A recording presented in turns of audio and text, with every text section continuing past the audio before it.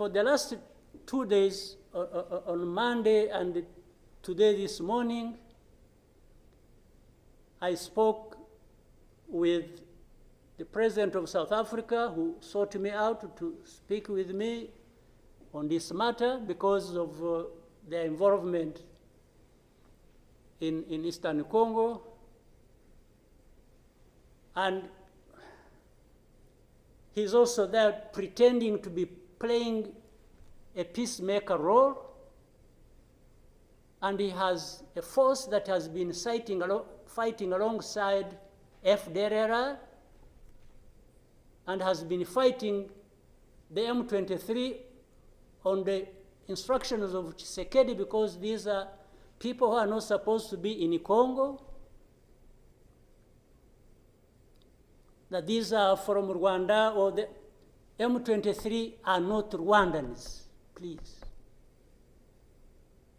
These are Congolese, and one time he accepts it, then another time he says, no, part of it is yes, and then the other part is from Rwanda, and these are He keeps on going. And how do we, leaders of our own countries, accept this to go on forever and just accept that we shall be manipulated by Tshisekedi or whoever is supporting him?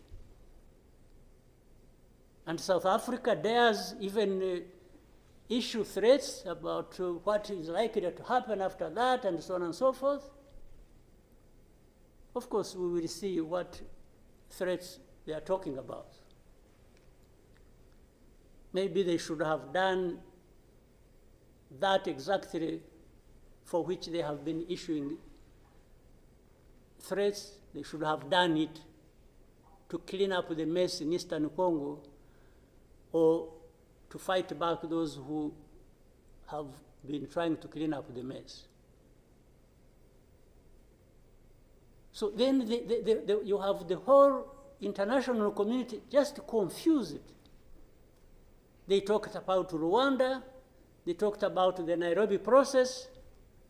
Honestly, even here, maybe you will help me understand what all this means. The processes became an end in themselves. And the people leading these processes became more important than the results of the processes. The Nairobi process became a Uhuru process. Then the Rwanda process, it's like you can't say anything that will displease President Lorenzo. Definitely, this does not help deal with such a serious matters as we are faced with today. That in the end, just because they can't be addressed, we have such a situation that, like we have now.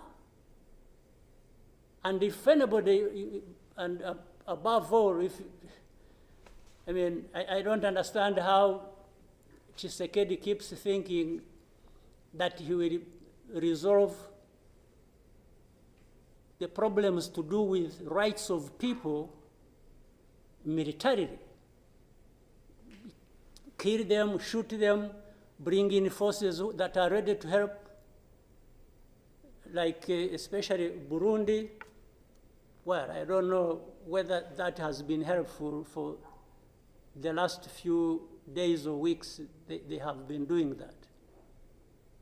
So I want us to, Chairman, Your Excellencies, I want us, whatever we are saying and whatever we intend to do, we capture the context rightly and then proceed based on that, and maybe we can get somewhere. But otherwise, if we keep saying good things, saying that, and to each other, being nice, and then each one fulfilling their own interests other than others' interests, the common interests we have as East Africans, then I don't see how we are going to contribute effectively to finding a solution. But really to have even had East African community expelled from Eastern Congo and everybody complied and then there was quiet. It's as if it was normal or that is okay. Everything dictated by the country or the person we are trying to help. I didn't understand that. And that's where we are now. That's how we are here, where we are. So let me maybe for now stop here. I would really want to hear advice of others, but I think it's not just a plaything. It's not, it's a serious matter, evidently, because it consumes people's lives. And the other day, 2-3 days ago, we lost people. There was a lot of sharing from Eastern Congo, from Goma, and killed a dozen people and injured hundreds. We will definitely take care of that. There's no question about it. Or, like he did, he didn't want East African community because they were not doing things the way he wanted, even if it was not right.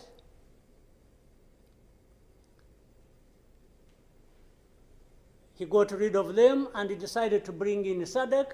SADC was,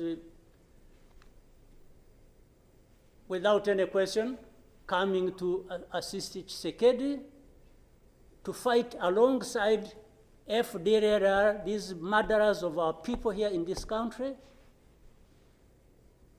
to fight against mercenaries, and to have Burundi on ethnic political basis decide to support Tshisekedi in whatever endeavor, including exactly doing what those murderers did to our people and what they are doing in Eastern Congo. They have displaced people, they have killed people, they have persecuted them on a daily basis for who they are. We have refugees here who have been here for the last 20 plus years, just dislocated from Congo and sent to Rwanda because they say these are ethnic Tutsis and therefore they belong to Rwanda, they don't belong there.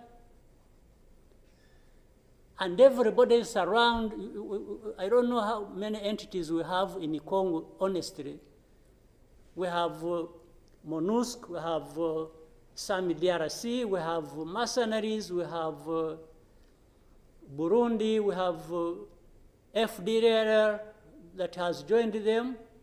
And everybody is there watching this thing, and we pretend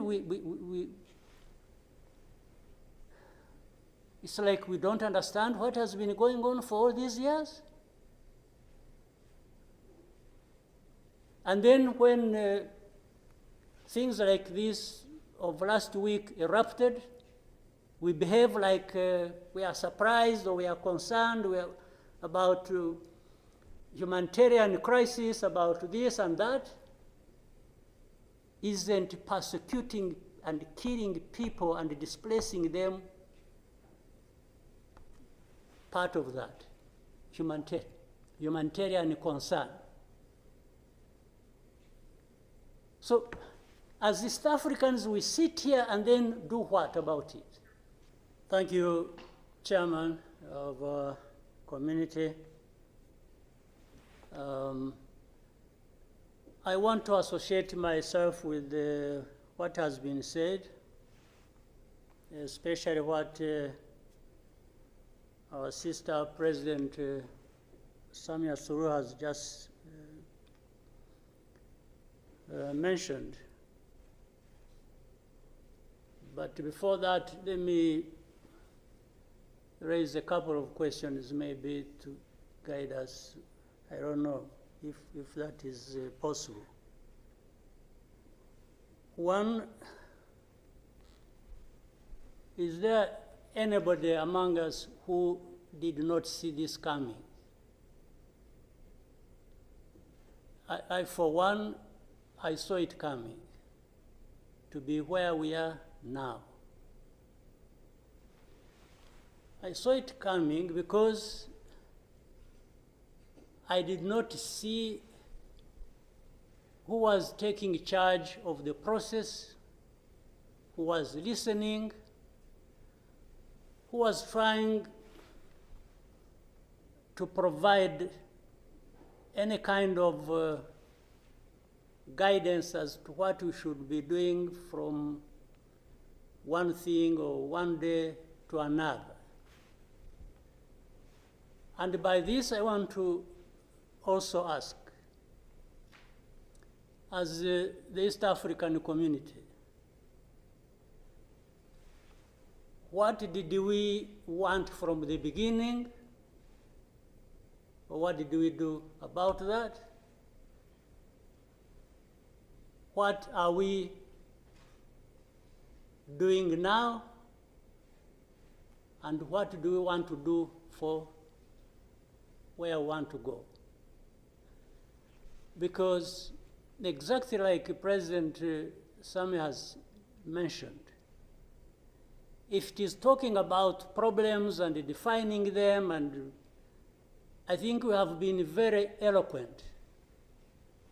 We have talked about all kinds of things. But when do we match what we are saying and what we are doing so that we get to what we want? When do we come to that? I haven't seen it. President, I asked last time in our meeting, the last summit, where is East African community, or does it exist? And exist for what? By the way, even now the person or the country we are talking about is not represented as we are discussing. And it is supposed to be, the country is supposed to be part of East Africa, but nowhere to be represented. So I'm not sure what bearing what we are discussing has on what happens in the process of finding a solution in this country.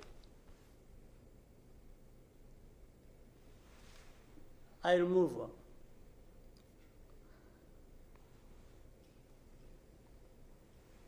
The conflict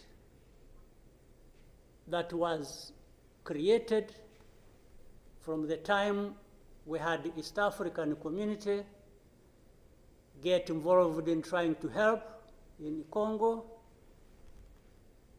and later on when the East African force was trying its best and we are seeing progress, Tshisekedi decided they are not doing what he wanted and went to SADC. SADC agreed they would come and do what he wanted and sent everybody packing. And that we complied and kept quiet. What really did we expect to come out of this? Now, worse still, I think even in East Africa itself, ourselves, maybe we have different understanding of what the problem is, and we have never come together to agree or even disagree and find a way to come together finally to do what we ought to do to deal with this problem. Or we simply decided, each country, to move on its own with a different agenda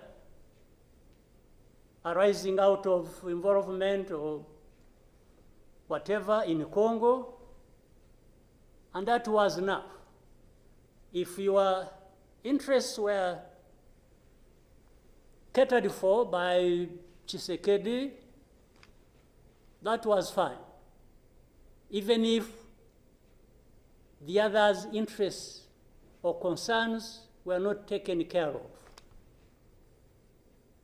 You can imagine, therefore, what chaos comes out of that kind of situation. We are, on one hand, assuming or pretending we are coming together over an issue and trying to find a solution, while at the same time, each country is pulling in its own direction, different from the others. This is the fact of the matter.